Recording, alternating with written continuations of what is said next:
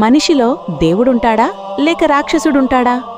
ఒక మనిషి ఎందుకు తప్పులు చేస్తాడు? ఎందుకు పుణ్యాలు చేస్తాడు? కురుక్షేత్ర యుద్ధభూమిలో అర్జునుడికి ఉన్న ఈ సందేహాలనే శ్రీకృష్ణుడు భగవద్గీత 16వ అధ్యాయమైన దైవాసుర సంపద్విభాగ యోగంలో స్పష్టంగా వివరించాడు. అవేంటో ఈ వీడియోలో చూద్దాం. కురుక్షేత్ర యుద్ధభూమిలో అర్జునుడు ఇంకా లోతైన జ్ఞానాన్ని తెలుసుకోవాలని కోరుకుంటున్నాడు. అప్పుడు శ్రీకృష్ణుడు మనిషి స్వభావాన్ని వివరించడం ప్రారంభించాడు. ఈ ప్రపంచంలో మనుషుల స్వభావం 2 రకాలుగా ఉంటుంది. ఒకటి దైవీ సంపద, మరొకటి ఆసురి సంపద. దైవీ లక్షణాలు మనిషిని విముక్తి వైపు తీసుకెళ్తాయి. ఆసుర లక్షణాలు మనిషిని బంధనాల్లోకి నెట్టేస్తాయి. మొదటగా శ్రీకృష్ణుడు దైవీ లక్షణాలను వివరించాడు. భయం లేకపోవటం, మనస్సు పవిత్రంగా ఉంచుకోవటం, ఆత్మజ్ఞానం పొందడానికి ప్రయత్నించడం, దానం చేయటం, ఇంద్రియాలను నియంత్రించడం, యజ్ఞాలు చేయటం, ధర్మాన్ని పాటించడం, శాస్త్రాలను అధ్యయనం చేయటం, తపస్సు చేయటం, నిజాయితీగా ఉండడం, ఎవరినీ హింసించకపోవటం, సత్యం మాట్లాడటం, కోపాన్ని నియంత్రించడం, త్యాగం చేయటం, శాంతి కలిగి ఉండటం, ఇతరుల తప్పులను వెతకకపోవటం, ప్రతి జీవిపై కరుణ చూపించడం, లోభం లేకపోవటం, మృదువుగా మాట్లాడటం, సిగ్గు వినయం కలిగి ఉండటం, దృఢనిశ్చయం కలిగి ఉండటం, పవిత్రత, ద్వేషం లేకపోవటం, అహంకారం లేకపోవటం. ఇలాంటి గుణాలన్నీ దైవీ లక్షణాలు. ఈ లక్షణాలు ఉన్నవారు మోక్షానికి అర్హులవుతారు. తర్వాత శ్రీకృష్ణుడు ఆసుర లక్షణాల గురించి చెబుతాడు. ఆసుర స్వభావం ఉన్నవారు అహంకారంతో ఉంటారు. వారిలో గర్వం ఉంటుంది. వారు కఠినంగా మాట్లాడతారు. వారికి జ్ఞానం ఉండదు. వారికి ధర్మం అంటే గౌరవం ఉండదు. అటువంటి మనుషులు ఇలా అనుకుంటారు: ఈ ప్రపంచానికి నిజమైన సత్యం లేదు, ధర్మం లేదు, దేవుడు లేడు, ఈ సృష్టి కేవలం కోరికల వల్లే జరుగుతోంది. ఇలాంటి భావన మనిషిని అంధకారంలోకి నెట్టేస్తుంది. ఆసుర స్వభావం ఉన్నవారు అత్యాశతో జీవిస్తారు.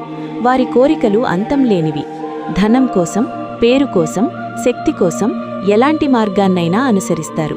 వారు ఇలా అనుకుంటారు: ఈరోజు నేను ఇది సంపాదించాను, రేపు ఇంకా సంపాదిస్తాను, ఇది నాది, ఇంకా సంపద నా దగ్గరకు వస్తుంది. వారు తమను తాము గొప్పవారిగా భావిస్తారు. నేనే శక్తివంతుడను, నేనే సుఖంగా జీవిస్తున్నాను అని అహంకారంతో జీవిస్తారు. అలాంటి మనుషులు అహంకారం, గర్వం, కోపం వల్ల తప్పు మార్గంలో నడుస్తారు. వారు ఇతరులను ద్వేషిస్తారు. వారు దేవుణ్ణి కూడా గౌరవించరు. ఇలాంటి జీవితం మనిషిని మరింత అంధకారంలోకి నెట్టేస్తుంది. ఇప్పుడు శ్రీకృష్ణుడు ఈ అధ్యాయం యొక్క అత్యంత ముఖ్యమైన సందేశాన్ని చెబుతాడు. మనిషిని నాశనం చేసే 3 ద్వారాలున్నాయి. అవి నరకానికి దారితీసే ద్వారాలు. మొదటిది కామం, అంటే మితిమీరిన కోరికలు. రెండవది క్రోధం, అంటే నియంత్రణ లేని కోపం. మూడవది లోభం, అంటే దురాశ. ఈ 3 మనిషిని పతనం వైపు తీసుకెళ్తాయి. అందుకే ఈ 3 దోషాలను మనిషి తప్పక వదిలేయాలి. ఎవరైతే ఈ 3 దోషాలను వదిలేస్తారో వారు తమ జీవితాన్ని శుభమార్గంలో నడిపించగలరు. వారు శాంతిని పొందగలరు.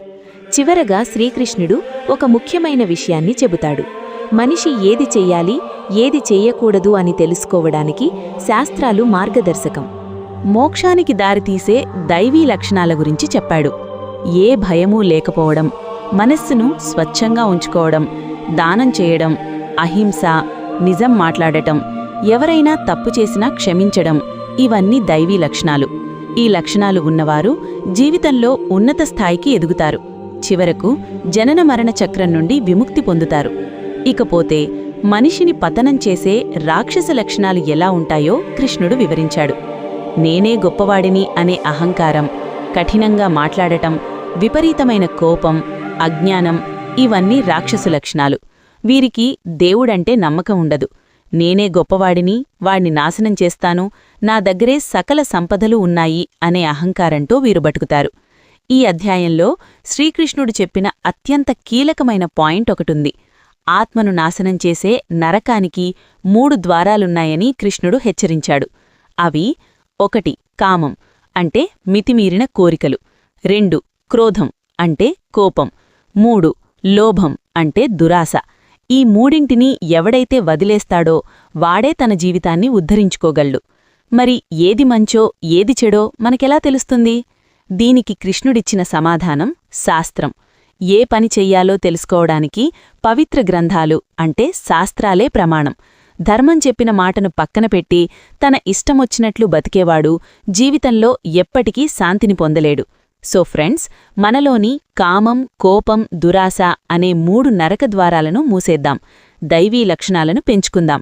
ఈ వీడియో మీకు నచ్చితే లైక్ చేయండి. ఇలాంటి మరిన్ని భగవద్గీత రహస్యాల కోసం మన ఛానల్ని సబ్స్క్రైబ్ చేసుకోండి.